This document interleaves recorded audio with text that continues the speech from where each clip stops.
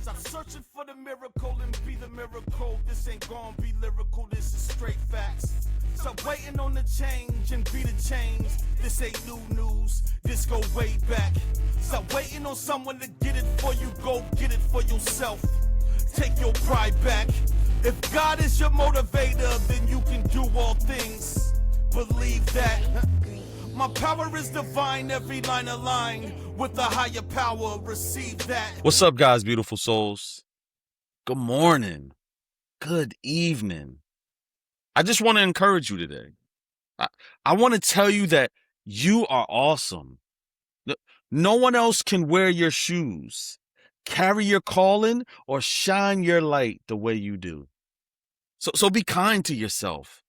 Appreciate how far you've come and give yourself grace through every season. Welcome back to Lies Changes Truth. I'm your host, BK Bless.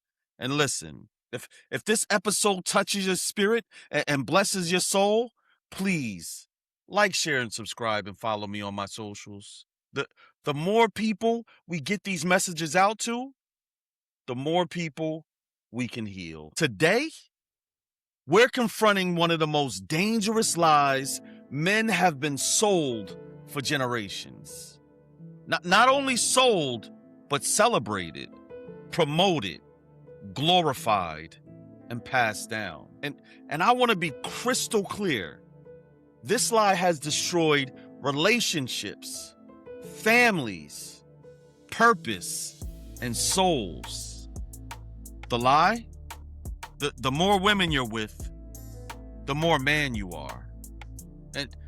And I gotta be transparent because I used to believe this lie, for real. I thought having multiple women, having game and having swag and being able to pull whoever you wanted to made you powerful, respected, and masculine. That's what culture teaches us, right? I'm saying the culture doesn't teach boys to value women. It teaches boys to conquer them. From a young age, boys are taught directly or indirectly that women are trophies. You hear things like, dang, look at her. You better get you one like that. He get all the girls, bro. That's my boy. And even when fathers mean well, culture usually teaches something different. You grow up watching athletes, rappers, actors, and the neighborhood hustler with different women. So naturally, young men begin to associate masculinity with sexual access. Boys are conditioned at an early age to get money, look good, build status, attract women, and compete with other men. We learn that when women want you, society says you're winning. The only issue is some men got game, but they don't have any peace. They can pull women easily, but can't maintain emotional intimacy. They attract beauty, but can't sustain real love. Because nobody tells us what happens after all those nights of casual companionship. Nobody talks about the silence, the loneliness, or the spiritual cost. Nobody tells you that after enough meaningless encounters, your soul starts asking questions your flesh can't answer. You got muscles, money, nice car, and mad women in your phone. So why you still feel alone? It's because just sex is temporary connection. And when it's over, you're usually left with the same emptiness you had before. Because sex can satisfy your body, but it doesn't heal the soul. The part no one seems to realize or want to admit is that men are human too. What I'm trying to say is, we don't just want sex. We desire real connection, peace, intimacy, loyalty, and understanding. But a lot of men have been taught to suppress that truth because vulnerability is made fun of. So instead of healing, we chase. We chase women trying to fill spaces only God, purpose, and real love can fill. But after a while, you realize more bodies doesn't heal brokenness. They only distract you. And the dangerous part is promiscuity in men is praised, while purity is mocked and ridiculed. If a young man has a lot of women, he's the man. I mean, he's that guy. If he's disciplined or he's a virgin, he's a lame. But I want to ask you something serious. If your masculinity depends on how many women want you, is that really masculinity or insecurity? And women sometimes reinforce this lie. We could be honest. Women say they want loyalty, but sometimes they're the main ones that reward this dysfunction. So some women chase men who already have a bunch of women because perceived demand creates attraction. If everybody wants him, he must be valuable, right? Please know that I'm not saying that this is all women, but it's enough to confuse young men because now they think to be chosen, I need status, I need options, and I need women. So the cycle just continues. Men perform, women validate, culture profits, and souls suffer. Too many men are dying on the inside, trying to impress a world that keeps moving the goalposts. We have to break this lie before another generation of men mistakes attention for value, lust for love, and popularity for purpose. Because when a man builds himself on cultural illusions, he might gain the world's approval, but lose his soul in the process. A man is not defined by his body count, his flexing, or his status symbols. A real man is defined by discipline, integrity, leadership, self-control, and honor. Proverbs 25:28 says, whoever has no rule over his own spirit is like a city broken down without walls. I want you to really get this. Without self-control, you are vulnerable. That means if lust controls you, you're not powerful. You're enslaved. And what feels like control can actually be the thing controlling you. And what the world glamorizes as harmless indulgence is bondage they're calling freedom. But it can leave wounds in places no eye can see and could be chaining your soul to something deeper than you ever intended. I'm trying to tell you that this temporary pleasure reaches far beyond the body because sex is spiritual. Look at what it says in 1 Corinthians 6:16. Or do you not know that he who is joined to a harlot is one body with her? For the two, he says, shall become one flesh. That means intimacy is deeper than physical release. Every encounter carries energy, memory, emotional residue, and spiritual consequences. So when you sleep around, you might be unknowingly carrying trauma, brokenness, confusion, and comparison into your future relationships. So now, real love feels different. And when you finally meet someone worth loving, you might struggle because your mind has been conditioned for novelty. One woman no longer feels exciting enough, not because she lacks value, but because your appetite has been distorted. And now covenant feels boring to someone addicted to chaos.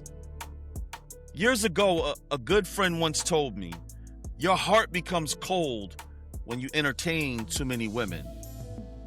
I didn't get it back then, but I started to realize that repeated emotional and sexual disconnection can desensitize your ability to connect and love deeply. See, you stop seeing women as nurturing, loving, and compassionate souls. You start to see them as experiences, conquests, and momentary gratification. If you only knew the damage that does to your marriage potential, your emotional intelligence, your trust, and your spiritual health. If you came for truth, here it is.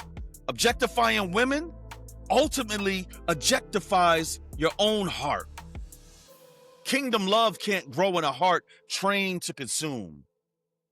Sleeping around has real physical consequences as well as the spiritual ones. It can lead to STDs, unplanned pregnancies, emotional trauma, and broken homes. But spiritually, it can fracture the soul. 1 Corinthians 6:18 says, run from sexual sin. No other sin so clearly affects the body as this one does. For sexual immorality is a sin against your own body. Sex is not casual spiritually, even if the culture pretends that it is. Every sexual relationship carries weight. When you're with a lot of women, you will bring pieces of those experiences into new relationships.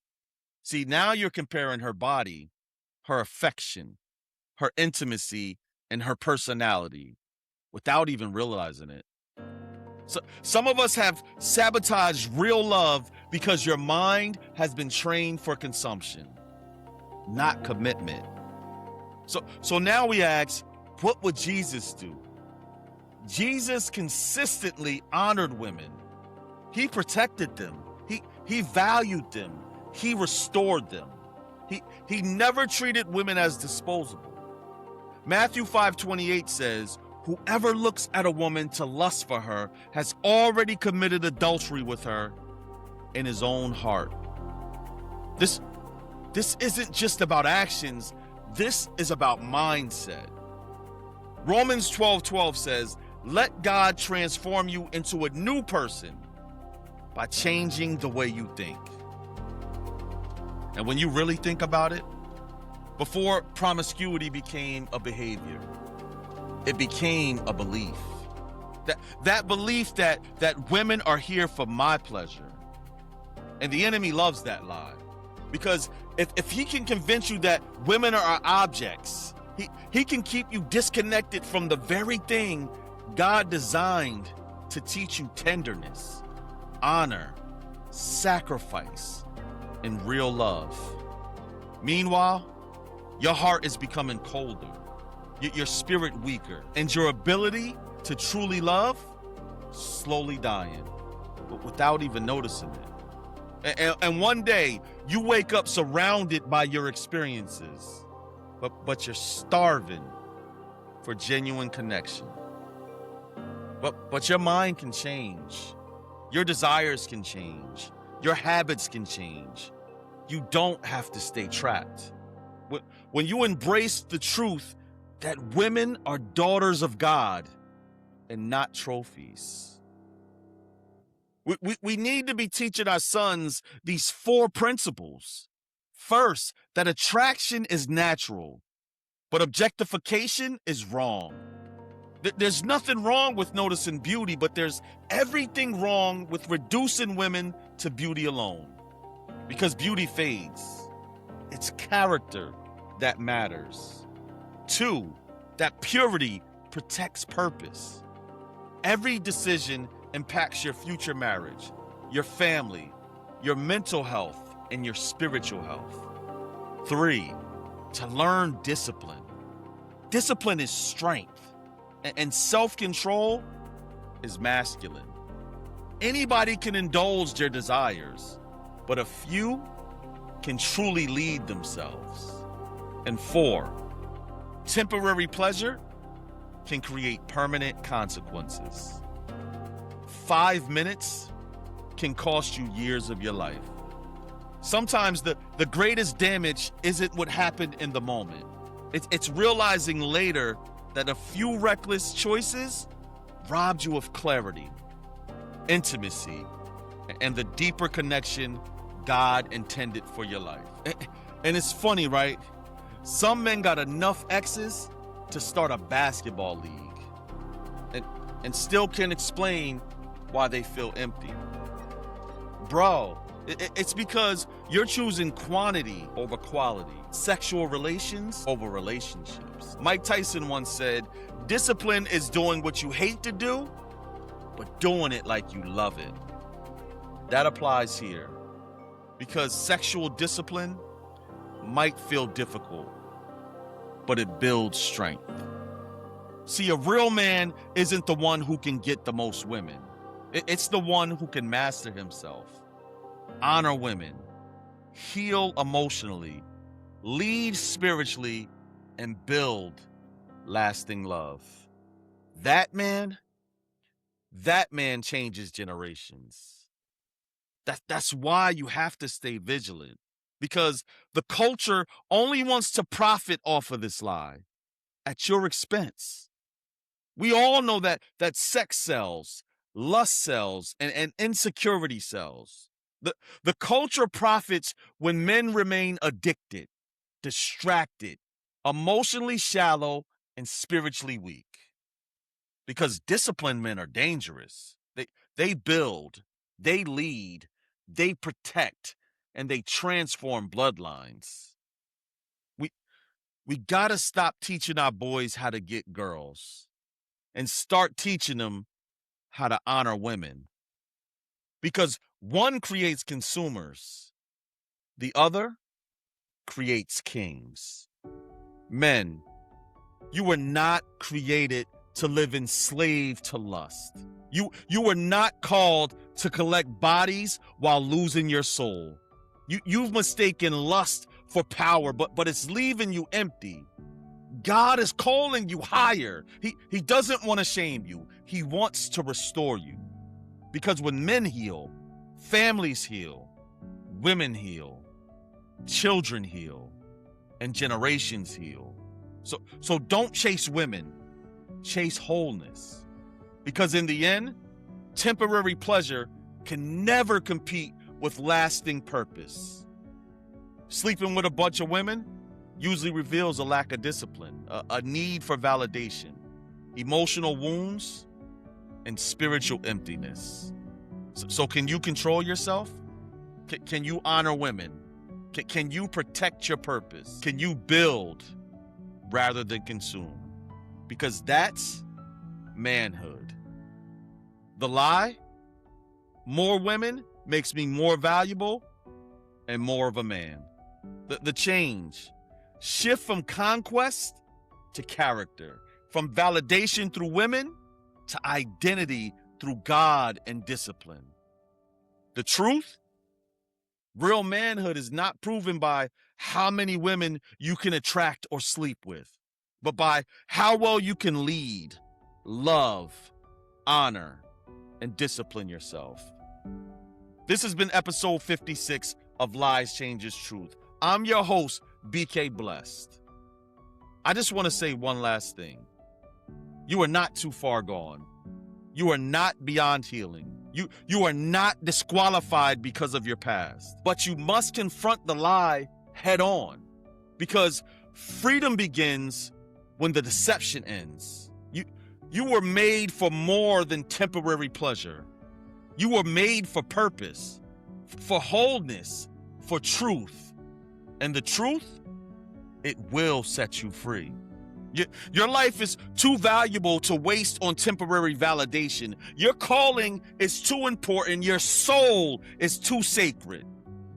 Don't let the culture train you to misuse who God called you to protect. Because chasing bodies might earn applause from this broken culture, but becoming a man of integrity impacts generations, transforms bloodlines, and leaves a legacy your children's children can be proud of.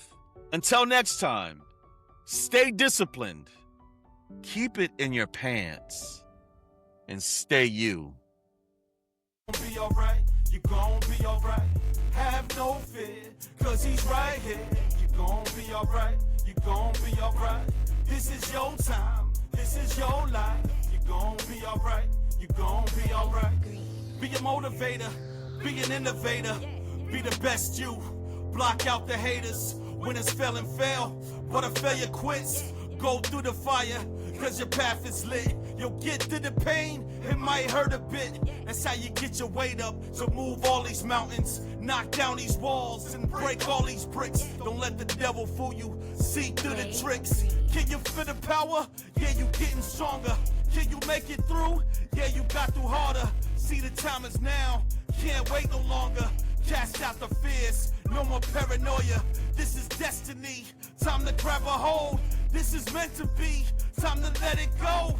Believe in yourself, God's in control. This the realest thing I ever wrote, to whom it may concern. This is your life, this is your time. You gon' be alright, you gon' be alright.